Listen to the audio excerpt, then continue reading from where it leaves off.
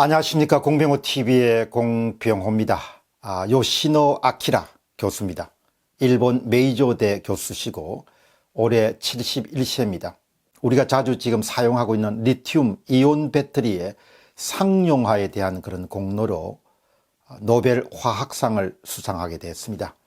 요시노 교수의 수상으로 일본은 과학 부문, 생리의학, 물리, 화학 이 분야에서 모두 24명의 노벨상 수상자를 냈습니다. 이로써 일본은 노벨상 수상자를 모두 27명 갖게 됐습니다. 노벨상 수상은 어떤 민족이나 국가가 인류사에 공헌한 일종의 지표다 이렇게 해도 과언이 아닙니다. 이런 점에서 국제사회에서는 물론이고 아시아권 국가에서 일본은 거의 독보적인 존재로 자리 잡았습니다. 생산 현장에서나 기업 현장에서 일본산 제품이나 일본 기술을 좀 특별한 그런 눈으로 바라보시는 분도 계시지만 저는 지난 한 20-30년 정도 일본에서 발간된 실용서를 비교적 많이 읽은 독자에 속합니다. 일본 실용서를 읽다 보면은 이 사회가 굉장히 그 뿌리가 깊은 그런 사회구나. 그래서 사회 모든 분야에 자기 분야를 굉장히 깊게 파고 있는 그런 사람들이 많은 사회가 일본 사회다, 그런 생각을 하게 됩니다. 오늘 한국 사회에서는 일본발 수출 규제로 인해 가지고 어떻게 하면 그 길을 할 수 있겠는가라는 그런 의문문에 답을 찾기 위한 노력이 가열차게 추진되고 있습니다. 그 길은 정치적 구호나 수사나 이런 부분으로 해결이 안 되죠.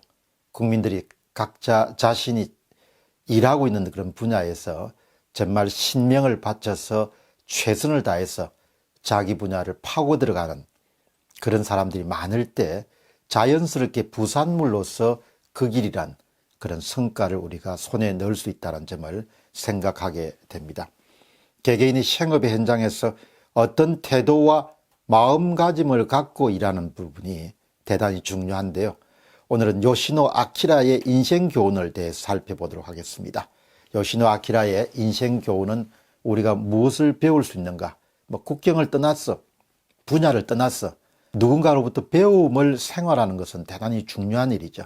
그 점에서 노벨 화학상 수상자가 우리에게 던지는 인생의 교훈, 이것이 무엇인가를 살펴보겠습니다. 10월 10일 날 도쿄에서는 노벨 화학상 수상 기념 기자회견이 있었습니다. 부인과 함께 참석한 요시노 씨는 회견 내내 그 웃음을 잃지 않았습니다. 그가 털어놓은 삶의 자세와 마음가짐은 한 분야에서 성공하기를 원하는 사람, 입신하기를 원하는 사람은 어떻게 살아야 하는가라는 부분에서 하나의 사례를 제공하고 있습니다. 그의 발언은 정말 인생 전부가 들어있을 정도로 함축된 삶의 지혜와 진실을 담고 있습니다. 머리는 말랑말랑해야 한다. 집착하고 포기하지 않는 자세도 필요하다. 열린 자세, 유연성, 끈기와 집요함, 그리고 노력, 이런 부분들이 포괄된 그런 조언입니다. 연구 성과를 내기 위한 비결로서 그런 어뜸으로 치는 것이 사고의 유연성, 그리고 강한 집념을 반드시 연구 분야가 아니더라도 어떤 분야에서 일가를 이루내고자 하는 그런 꿈과 열망을 가진 사람들이란 것은 정말 여기서 지적하는 사고가 유연해야 되고, 그리고 집념을 갖고 끝까지 자신의 길을 고수하는 그런 부분이 필요하다고 생각합니다. 처음부터 새로운 형태의 전기 개발을 목표로 했던 것은 아닙니다. 기존 연구를 확장한 신사업을 찾기 위해서 1981년에 관련 연구를 시작했고, 연구 과정에서 전지 개발로 방향을 잡고 1985년에 마침내 개발에 성공을 거두었습니다.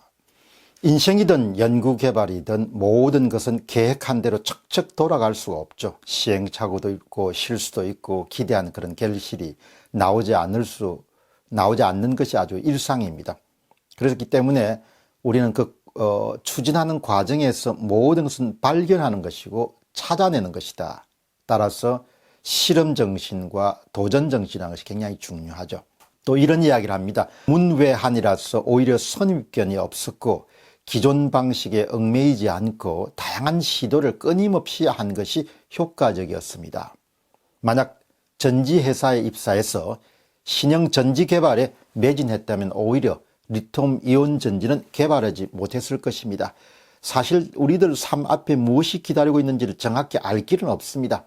성실히 최선을 다해야 되고 그 다음에 행운도 함께 해야 좋은 결실을 거둘 수가 있습니다. 행운은 어찌할 수 없는 일이라 치더라도 우리가 유일하게 통제하고 관리하고 제어할 수 있는 분야라는 것은 최선을 다하는 것이고, 중간중간에 또 뜻밖의 그런 결과가 나오더라도 그것을 낙담하지 않고 계속해서 찾아가는 그런 집요함일 것입니다. 또 이런 이야기도 합니다. 1972년 아사히 카세에 입사한 이후에 10년간 여러 연구를 수행했지만 제대로 성과를 내지 못했습니다. 연구는 마라톤과 같습니다. 42.195km 뒤에 결승점이 있다는 것에 확신을 갖고 정진해 나가기를 바랍니다. 이게 아주 멋진 단어가 나오네요. 정진이라는 거죠. 요즘처럼 이렇게 빠르게 변하는 시대도 삶을 살아가는 자세는 이렇게 정진이라는 그런 자세가 있어야, 그래야 좀 굵직한 결과를 만들어낼 수 있죠.